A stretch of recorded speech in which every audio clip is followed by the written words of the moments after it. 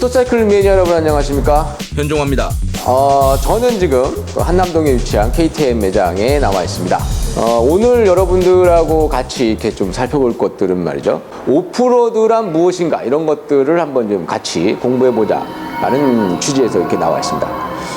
지금 여러분들이 보고 계시는 이 오프로드 머신은 모토크로스 전용 머신입니다.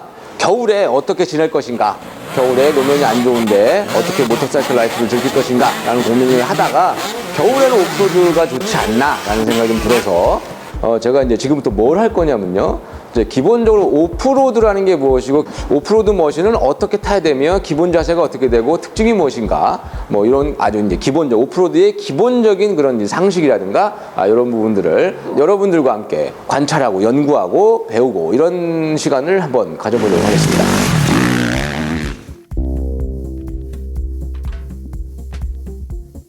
자, 그러면은, 이제 첫 번째 순서로, 모토크로스, 오프로드, 뭐 이런 머신들. 그러니까 비포장을 달리는 머신들의 특징이 있지 않습니까? 머신들의 특징. 그 머신들의 특징을 한번 살펴보겠습니다. 우리가 기본적으로 포장과 비포장의 그 노면의 상태에 따라서 머신의 장비들이 굉장히 많이 바뀌는데요. 온로드 머신 같은 경우에는 이제 아주 일정한, 평평한 도로를 달리기 때문에 뭐 이렇게 좀 속도 위주의, 그리고 다기통에 뭐 이런 엔진을 장착을 하고요.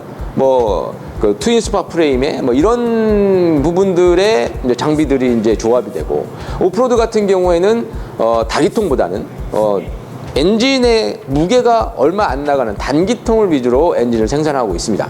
그리고 이제 비포장이기 때문에 노면이 고르지 않죠. 그리고 시시각각 뭐 비가 왔을 때라든가 아니면 건조했을 때라든가 노면의 접지력이 완전히 천차만별로 많이 바뀝니다. 오프로드라는 상황 자체가. 그렇기 때문에 이제 블록 패턴의 타이어를 쓰고 좀 그 장애물을 넘기 위해서 큰 직경의 림을 사용합니다. 오프로드를 주행하는 데 있어서 이제 최적화된, 그리고 계속 이제 발전해 나가죠. 오프로드 머신도. 그래서 지금 형태의, 지금 보시는 이런 모토크로스 형태의 머신들이 만들어지게 된 것입니다. 우선 그 모토크로스나 엔드로 머신들, 그러니까 오프로드 머신들의 가장 큰 특징은 타이어에 있습니다. 이 타이어가 블록 패턴으로 되어 있죠. 이렇게 볼록볼록 나와 있잖아요. 이렇게 볼록볼록 나와 있는데, 이 볼록볼록 나와 있는 거 왜 볼록볼록 나와 있느냐라고 하면, 그 흙은 단단하지 않잖아요. 묽잖아요. 그리고 이렇게 좀 부드럽고 그거를 이렇게 잡아채듯이 끌어야 돼요. 이렇게 타이어가 노면을 잡아채듯이 잡았다가 배출해야 됩니다. 뭐냐면 이게 이제 그 레인 타이어에 보면 이게 트레드 모양이 되게 많잖아요. 그거는 이제 그 물을 원활하게 배출시키기 위함인데, 오프로드의 블록 타이어가 약간 그런 비슷한 거예요. 근데 그 흙을 이 블록 타이어가 이렇게 잡아챕니다. 잡아채서 끄는 거예요. 이 끄는 것들이 접지력으로 연결되는 겁니다. 그래서 앞에는 타이어가, 앞 타이어도 되게 중요하죠. 앞 타이어도 그런 형상이고, 뒷 타이어는 추진력을 더 이렇게 많이 발휘해야 되기 때문에 블록의 패턴도 조금 더 크고요. 모양도 조금 독특하게 돼 있죠. 더 크고 골도 깊습니다. 그리고 오프로드 타이어도 노면의 상황에 맞게, 그게 뭐 진흙이냐 모래냐 아니면 그냥 일반 흙이냐 아니면 뭐 비가 온 상태냐, 이거에 따라서 오프로드 타이어도 굉장히 많은 종류의 타이어를 가지고 있습니다.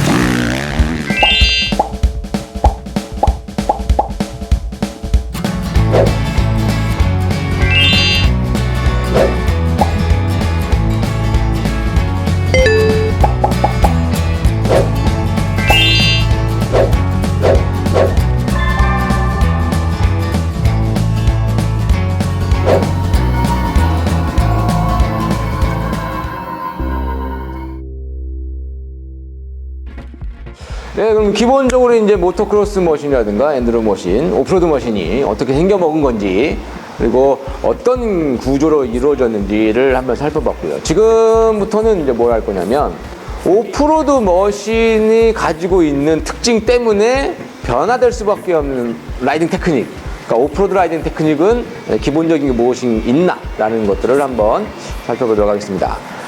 제가 지금 이제 오프로드 머신이 이제 올라와 있습니다. 이제 복장은 안 했습니다. 라이딩을 할 건 아니기 때문에.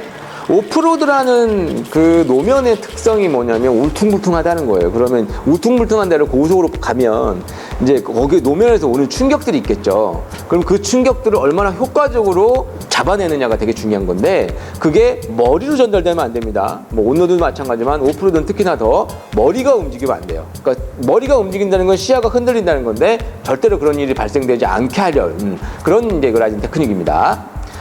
그래서 이제 팔의 모양을 보시면 이제 핸들을 잡습니다. 핸들을 잡고 이게 온로드 상황에서는 이렇게 잡죠. 이렇게 잡고 그냥 이렇게 가면 됩니다. 가면 되는데 이거를 오프로드에서 충격이 많이 오거나 혹은 오프로드 머신이 너무 강해서 푹 튀어나온다거나 이럴 때 라이더의 몸을 효과적으로 이게 이 컨트롤하는 방법은 팔꿈치를 올리는 겁니다. 이렇게. 그러면 이렇게 있을 때 여기서 이렇게 흔들리는 걸 잡는 거와 여기서 이렇게 있을 때 이게 흔들리는 걸 잡는 것과는 각도가 많이 다르죠.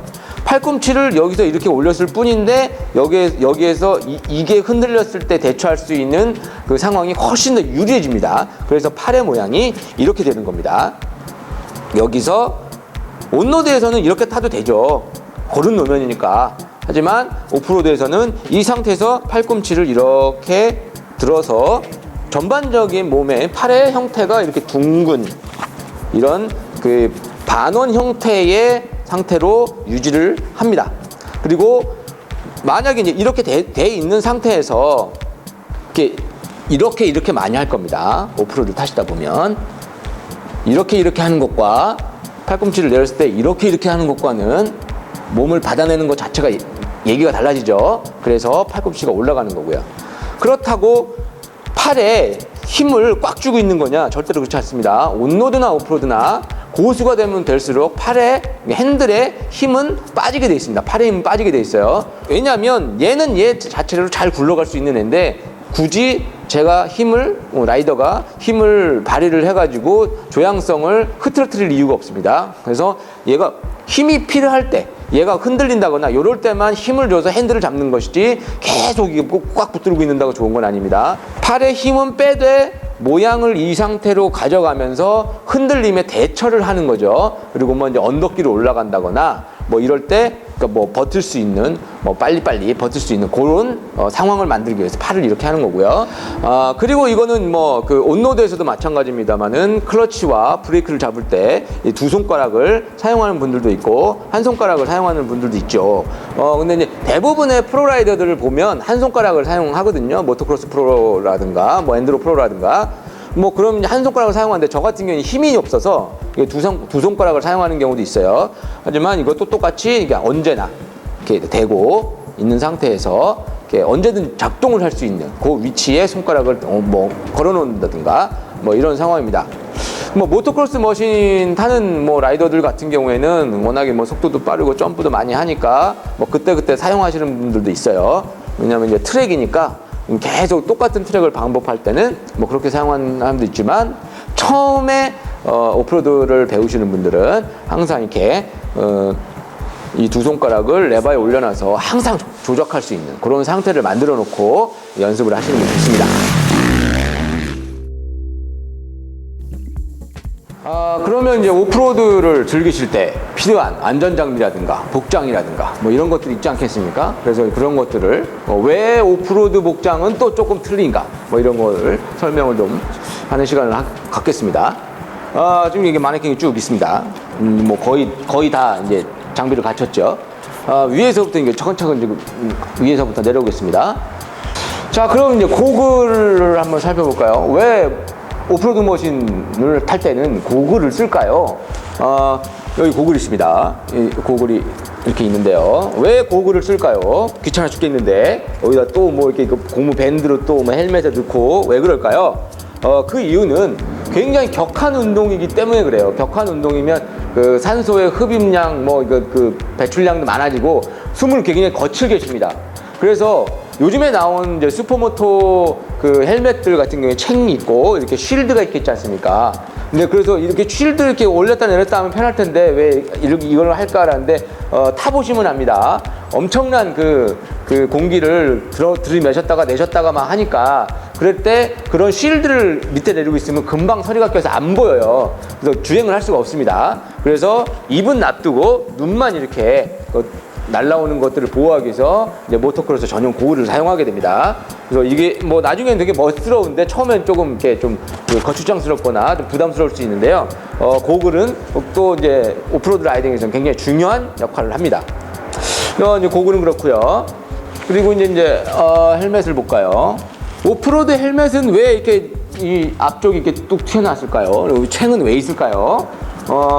많은 분들이 이제 온로드 헬멧과 많이 다른 점을 이제 이거라 실제로도 그렇고요. 그리고 이제 여기가 고글을 하기 위해서 고글을 씌우기 위해서 이쪽이 이제 개방이 돼 있고 이것은 뭐냐면 이 창이 뭐냐면요 햇빛 가리개예요. 햇빛 가리개.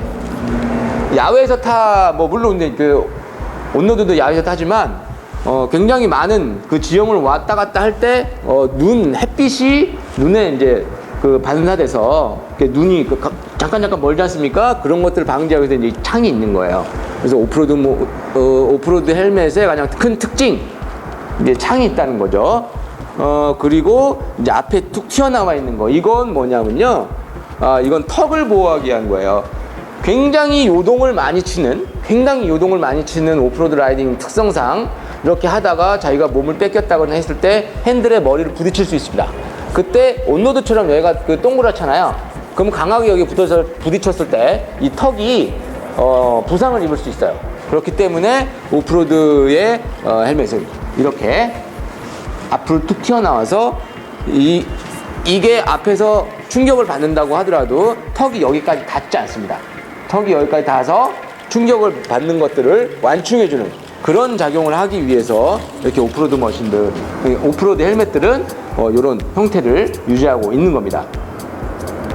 그 이외에 뭐 내피라든가 턱끈이라든가 이런 것들은 온로드와 동일합니다.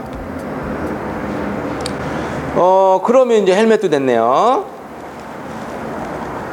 자, 그러면 요게 있습니다. 요거 뭐냐면요. 요게